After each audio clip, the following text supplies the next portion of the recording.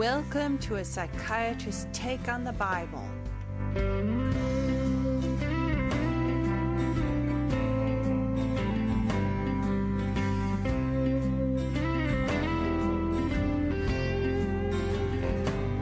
This podcast does not provide psychiatric, medical, or professional advice, opinion, treatment, or counseling. It contains general information for educational purposes only and is not a substitute for psychiatric, medical, or professional care.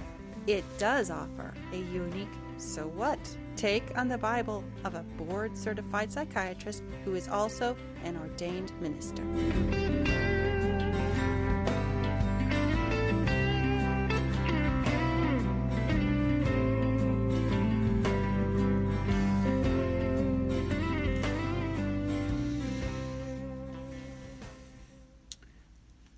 I'm going to talk today about the question, do you really want to know God's direction for your life?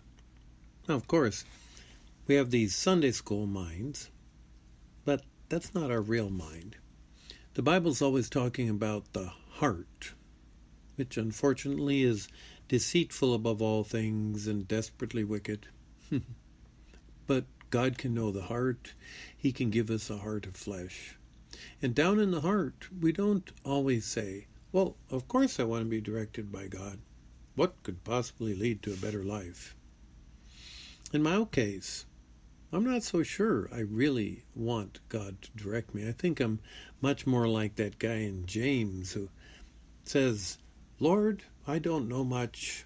Please help my mind. Says there, if any of you lack wisdom, ask of God, who gives to all men liberally, and upbraideth not, and it shall be given him. But it goes on to say, if you ask, you better pay attention. Why would someone ask and not pay attention? Why would they be double-minded? Well, let's go over to Romans 8, starting with verse 35, and see what can happen to those who allow God to guide them through life. He may lead me down a path of tribulation. That doesn't sound so great. Distress. Persecution. I think that one would be the hardest for me as a severe codependent. The one thing that is hardest for me is to have someone angry at me. And if someone's persecuting you, they're probably angry at you. He might take me through famine and nakedness, peril and sword, to be killed all the day long, counted as a sheep for slaughter. And what's my promise? What's my guarantee? That in all these things I will remain in his love. It's actually a good guarantee, but sometimes I lose sight of that when I look at the list that precedes it. What I should be afraid of is sin. That in tribulation, distress, persecution, famine, nakedness, peril, sword, and being killed, the real thing to worry about is, will I have the presence of mind to witness to those who are persecuting me? I don't have to worry about that. Jesus says the Holy Spirit will give me the words I need in that day. I should also worry that I might betray my Lord. And he says, shall any of these things, powers that are in earth or in heaven, things present, things to come, things from the past, anything going to cause me to be removed from the love of God? No. So it's really a good guarantee, but, sometimes it can look pretty bad. And God is unfair. I often ask people if they would like to live in a fair world. And with normal human foolishness, they quickly say, well, of course. So I ask them if they wouldn't like me to pray and ask God to give them exactly what they deserve right now. But if so, would they mind if I backed away a good distance before asking for fairness? Because, man, if they got it, it might not be good to be standing very close. We have been unfairly forgiven, unfairly cleansed, unfairly healed, unfairly given immortal life as the bride of Christ. And with this great unfairness comes God's right to take me through those trials for his glory, and that he might fashion me into his image. So a lot of things in life would be fair, or unfair rather, if it weren't for the fact of the great unfairness that we've already received in owe God everything. If he asked me to die for him, isn't it fair? He died for me. If he asked me to be made fun, he said, look, they call me your Lord and Master, horrible names like Demon, Lord of the Flies. They're going to call you names. They're going to treat you even worse than this. But it's fair for him to ask because he went through it first, and he gets the last word in the outcome. If you've been following me for a while, you should be able to stop for a moment and give the definition of iniquity. Okay? Give you a second there. Good.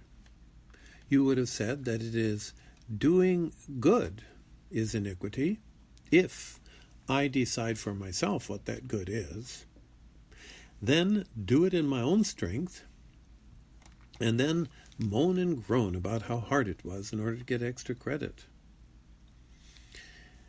This week I was reading about some churches that fasted and prayed and sought God's guidance as to what he wanted them to do. Maybe he guided them, yes, the work is prospering and we do need a bigger place, or we need this bus, or we need that.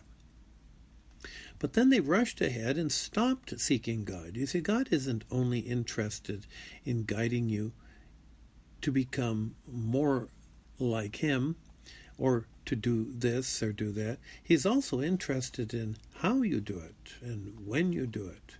He wants you to pay attention to him through the whole process. I've heard of great miracles where God provided the finances and everything went along well, but then people start backing off and saying, we can take it from here. In fact, the whole Bible is one endless list of, oh God, we need your help. He comes through, and then people start to go it alone. It's not just what to do. And I think when we want God's guidance, we think he's going to guide us to the right job or the right person who's going to make us feel happy, when what he really wants to guide us is to himself. And sometimes that's not just a one-time thing. He wants us to pay attention to him all the time. In all our ways, acknowledge him. Like a good soldier, constantly deferring to your commander for directions, and then he will guide our paths. Perhaps the key is Peter's reply to Jesus. Jesus noticed all the disciples abandoning him. He had had quite a crowd for a while. Many of them considered themselves his disciples, but they began to back away. And he turned to the 12 and he says, will ye also go away? Then Simon Peter answered him, Lord, to whom shall we go? Thou hast the words of life. I think in that sentence is contained the definition of the mustard seed of faith, which is this: I may not see how God's way will work.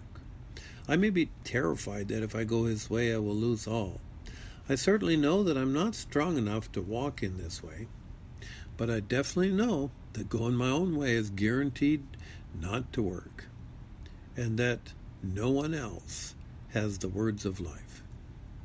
So, you want God's direction? He'll direct you to himself. He'll direct you to be more like himself, and he'll direct you to pay attention to him every step of the way.